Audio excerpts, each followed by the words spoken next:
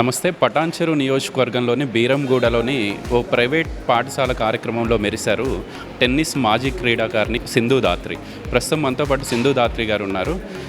చాలా కార్యక్రమాలు నిర్వహిస్తూ ఉన్నారు. అటు సేవా కార్యక్రమాలతో పాటు ఒలింపియా జోన్ పేరుతో ఈ ఫిజికల్ యాక్టివిటీస్కి సంబంధించి చాలామంది విద్యార్థులు పిల్లలకు ఆవిడ తోడ్పాటును అందిస్తూ ఉన్నారు. మనతో పాటు సింధు దాత్రి గారు ఉన్నారు. పలకరించే ప్రయత్నం చేద్దాం. మేడం, ముందుగా నమస్తే. చాలా రోజుల తర్వాత కలుస్తున్నాం. ఈరోజు బీరంగూడలోని ఒక ప్రైవేట్ స్కూల్ స్పోర్ట్స్ డేకి మీరు హాజరయ్యారు. స్టూడెంట్స్ గ్రాండ్ వెల్కమ్ చెప్పారు. మీకు ఎట్లా అనిపిస్తుంది? అందరికీ నమస్కారం. ఈరోజు ఇక్కడ ఇన్వెస్టిచర్ సెరమనీ జరిగింది జెనెసిస్ ఇంటర్నేషనల్ స్కూల్లో. అది చాలా హ్యాపీ అనిపిస్తుంది వాళ్ళని ఇన్వైట్ చేసినందుకు చీఫ్ గెస్ట్ లాగా. ఇది చాలా ప్రౌడ్ మూమెంట్ నాకు, ఎందుకంటే ఎంత కష్టపడిన దానికి ఇలా పిలవడం అండ్ పిల్లల్ని మోటివేట్ చేయడం చాలా సంతోషం అనిపిస్తుంది.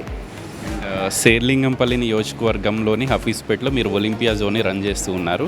శేర్లింగంపల్లి నియోజకవర్గ వ్యాప్తంగా మీరు సుపరిచితులు అయిపోయారు. బట్ ఇప్పుడు పక్క నియోజకవర్గాల్లో కూడా మిమ్మల్ని ఇన్స్పిరేషన్గా తీసుకుని స్కూల్స్ మేనేజ్మెంట్స్ కానివ్వండి చక్కగా మిమ్మల్ని ఇన్వైట్ చేసి మీ ద్వారా ఒక మంచి మెసేజ్ని స్టూడెంట్స్కి ఇప్పిస్తూ ఉన్నారు. ఎట్లా అనిపిస్తుంది ఈ ఎదుగుదలను చూస్తూ ఉంటే? చాలా హ్యాపీ అనిపిస్తుంది. యాక్చువల్లీ అందరు ఇన్స్పైర్ అవ్వాలి, ఇట్లా స్పోర్ట్స్ ఆడాలి, ఫిజికల్గా చాలా యాక్టివిటీస్ ఇంపార్టెంట్ మన హెల్త్ కోసము. ఇప్పుడు మనము మనీతో ఏదైనా కొనొచ్చు కానీ హెల్త్ని కొనలేము.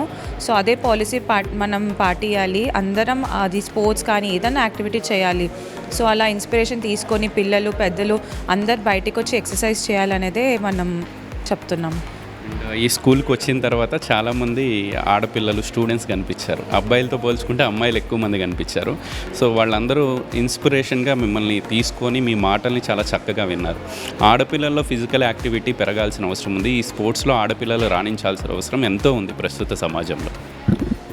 అవునండి. యాక్చువల్లీ ఇప్పుడు ఆడవాళ్ళు మగవాళ్ళు అన్నట్టు ఇప్పుడైతే లేదు. ప్రస్తుతానికి అందరు ఈక్వల్గా ఉన్నారు. ఆడవాళ్ళు కంపల్సరీ బయటికి రావాలి, ఎందుకంటే హార్మోనల్ చేంజెస్ అని ఇదని ఈ మధ్య చాలా వస్తున్నాయి. అవన్నీ రాకుండా ఉండాలంటే మనం ఫిజికల్ యాక్టివిటీ కంపల్సరీ ఉండాలి.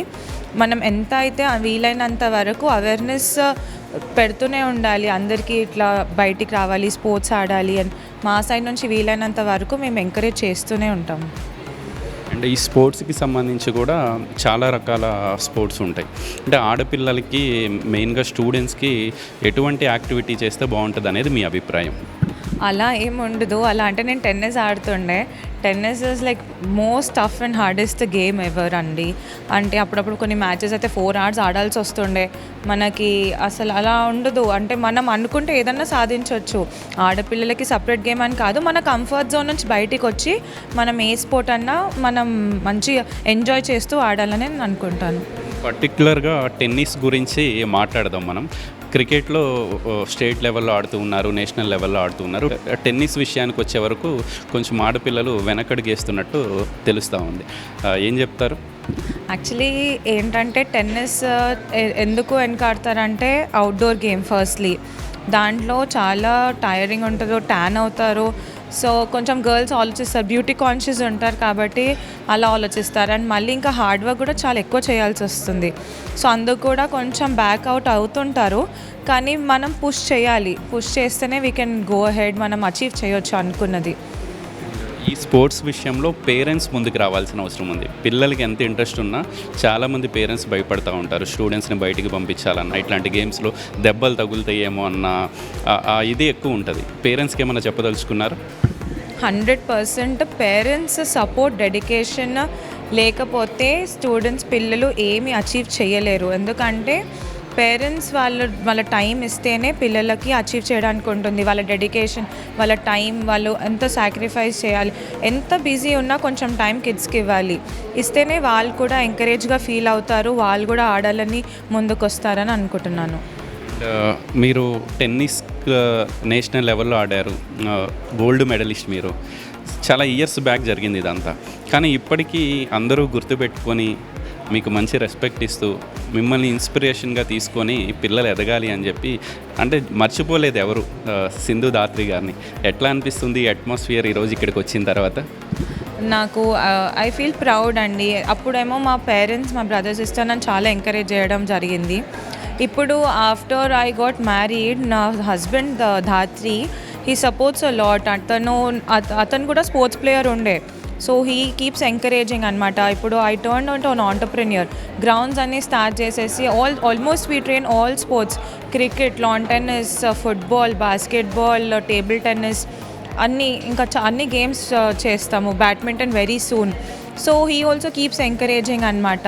సో మేబీ ఇంకా అదే కంటిన్యూయేషన్ మా పేరెంట్స్ చేసింది, my husband is continuing the support అండి. ఫైనల్గా ఇప్పుడు మనం ఏదైతే నిలబడి మాట్లాడుతూ ఉన్న స్కూల్ జెనిసిస్ స్కూల్కి సంబంధించి మంచి ప్లే గ్రౌండ్ ఉంది, ఇక్కడ అన్ని ఫెసిలిటీస్ ఉన్నాయి. బట్ చాలా కార్పొరేట్ స్కూల్స్లో ఇట్లాంటి ఫెసిలిటీస్ లేకుండా ఉన్నాయి. మీలాంటి వాళ్ళు ఒలింపియా జోన్ పేరుతో సర్వీసెస్ని అందజేస్తూ ఉన్నారు. ఈ బీరంగూడ ఈ చుట్టుపక్కల ప్రాంతాల్లో ఒక ఒలింపియా జోన్ పెడితే బాగుంటుంది అనేది చాలామంది అభిప్రాయం. ఏమన్నా ప్లాన్ ఉండబోతుందా? యాక్చువల్లీ మనది ఇప్పుడు బ్యాడ్మింటన్ అకాడమీ స్టార్ట్ అవుతుంది జస్ట్ 1-2 monthsలో. So as is complete sports arena.